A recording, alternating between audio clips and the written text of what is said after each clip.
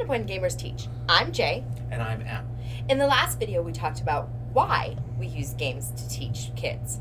They are a natural, organic way to practice old skills, develop critical thinking skills in a safe, non-threatening environment where you can make a mistake and it doesn't matter. And so we've come up with 10-ish rules for this. Think of it as our how-to list for how to game with kids. Okay, rule number 1, make the kids do the heavy thinking. Now, if someone was going to teach you how to run, it would do you no good if they brought you to the track, sat you in a lawn chair, and they ran around the track. At all. They would get nothing out of it. They need to do the thinking when you play the game. And think about it. You've had your turn to learn. This is their turn. So they need to experience it, they need to make the decisions, they need to do the planning, not you. Let them do it. Rule number 2, let the kids make decisions, whether it's right or wrong. You may think what they're doing is wrong, but you know what? They may see something that you don't. But then again, if it's right or wrong, they're going to learn no matter what. And they're going to get the practice exploring. Exploring. Rule number 3, the need to have fun outweighs the need to learn. They're going to get the skills. You don't have to set up a lesson plan. You don't have to make sure that the skills are emphasized. They're going to get that from playing the game itself. Nobody likes lesson planning. Yeah. You might also turn them off from gaming altogether if you pressure them just to learn. Just be natural, just play the game. The skills will come as you play.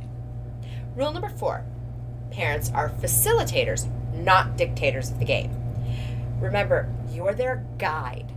Resist the urge to mandate what they're doing. And if they're following what you're doing every step along the way, they're not going to do the heavy thinking, they're not going to do the learning, and they will get nothing out of it. And you're not driving this, let them explore. And ultimately, it won't be any fun with them, and it will turn them off, and they will move away from it. Also remember, like we keep saying, they are learning. Don't be frustrated when they don't know what to do or they don't understand their options. A good strategy is to lay out their choices for them. Don't give your solution, don't even give your opinion. Say, these are the things that you can do, and say, what do you think is the best option? Rule number 4.5, parents are facilitators, not competitors. If your ego can't handle losing to a child, you are too childish to play. And you look petty if your goal is to be superior over a child. Also connected to this, rule number 4.5 and a half, don't just let the kids win. They want you to challenge them. Sometimes it's appropriate to let them win, but very rarely. They want the challenge. They want to win fair and square. Mm-hmm. Rule number 5, be a good sport. Small eyes are watching how you play the game, how you win it, how you lose it, how you handle this. And this is also how they learn to be fair from you. Also, if you are a good sport, everyone will have a good time. If you don't, it will just teach them how to bicker and be petty. Rule number 6, play the game all the way through. Make sure you allot enough time to finish the game so that they get practice finishing what they start. The only caveat to this rule is rule number 7. Let them discover naturally. Look, you may say, okay, we only have 2 hours before dinner, so let's play this game. And they may discover a tangent, or they may go off on a thing.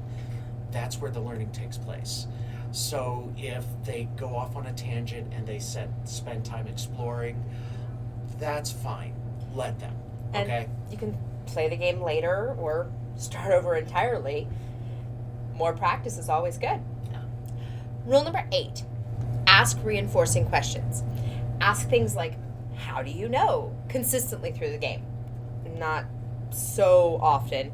Not with every decision they make, because that's just going to get boring, but often enough that they start to reflect on what they're doing. Of course, use different variations on this question, but be careful with why questions. Children can get defensive with why, because they kind of feel like they're being attacked if you ask this. And they're being judged. Yeah. Now, a good thing you can do is turn it around. On your turn, say, well, what do you think I should do here, and why should I do that? Make them explain explain their advice. It focuses on their thinking, but it's not them attacking you, it's you getting their advice. Later in the game, you should also ask them if that strategy they used earlier, if they should use it again. This has two parts to it. One, they evaluate that strategy and see if that was the best thing they should do in that situation. But they also realize maybe it'll work here, but then again, maybe I need something else. And make them adaptable. Exactly. Do these checks often, but don't make it feel like a quiz for them, okay? Nobody likes being tested. Yeah, exactly. Rule number 9. Have an after-game talk with them about what happened. Spend some time afterwards talking about the game. Not the skills, but just reminisce about what happened. In that process, in a very small part of that process, talk about the skills they learned. Think of a skill review as the conversation and a way to build the rapport with them. One of the things that experts in education agree on is that the actual storage of the skills happen at the review. All right, so after you talk about it, or after you do it, talk about it. That's when they store that information and store those skills. Rule number 10, use the game to build and strengthen your relationship with your child. This is the time where you're going to bond with each other, and maybe very well the memories that they carry with them for their whole lives. So, in conclusion, games are ways to build both skills, but also build relationships. Remember not to force the skills. They will come with practice.